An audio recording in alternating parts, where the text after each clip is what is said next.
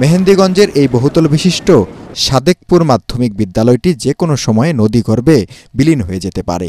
এরই মধ্যে হারিয়ে গেছে অসংখ্য স্থাপনা ও বসতবাড়ি।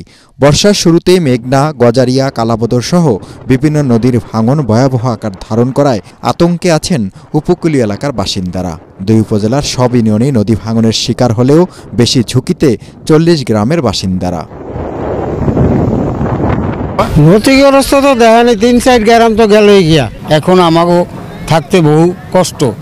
কেউ বাগানে আছে, কেউ রাস্তার পারে আছে, খুব কষ্টে আছে আর কি। বিশেষ করে এই অঞ্চলে যদি একটু পাথর দিয়া নদীটা বাঁধ আর একটা ভেরি বাঁধ হইতো, এই অঞ্চলের মানুষগুলা এই অসহায় হাত থেকে বাঁচত।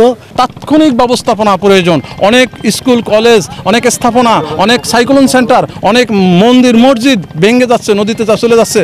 মেঘনা নদীর ভাঙন থেকে রক্ষায় 386 কোটি টাকা ব্যয়ে বাঁধ দেওয়া হয়েছে মেহেন্দিগঞ্জ উপজেলার উলানিয়ায়। পানির স্রোতে ফাটল ধরেছে সেই বাঁধে। সাদিকপুর থেকে উলানিয়া পর্যন্ত আমাদের 9 কিলো এটা স্থায়ী ব্লক ফেলার জন্য প্রস্তাব দেওয়া আছে। অতি দ্রুত কাজ শুরু হয় তাহলে আমাদের মেহেন্দিগঞ্জের 5টি ইউনিয়ন নদীগর্ভে বিলীন থেকে রক্ষা হবে। এদিকে কীর্তনখোলা নদীর ভাঙনে বরিশাল সদর উপজেলার লামচুরিতে হুমকির মুখে পড়েছে দার্শনিক আরজ আলী মাতব্বরের বাড়ি ও লাইব্রেরি। বরিশাল পানি উন্নয়ন বোর্ডের কর্মকর্তারা ভাঙনের ভয়াবহতা স্বীকার করে বলেন, মেহেন্দিগঞ্জ হিজলায় 11.5 কিলোমিটার দৈর্ঘ্যের 2টি প্রকল্প হাতে নেওয়া হয়েছে। সরকার ইতিমধ্যে ওখানে নদীতে প্রায় 9 কোটি টাকা খরচ করেছে একটি স্কুলকে রক্ষার জন্য। অধিক ঝুঁকিপূর্ণ প্রায় 26টি স্থানে আমরা ইতিমধ্যে প্রাক প্রতিরক্ষা এবং জরুরি কাজ হাতে নিয়েছি।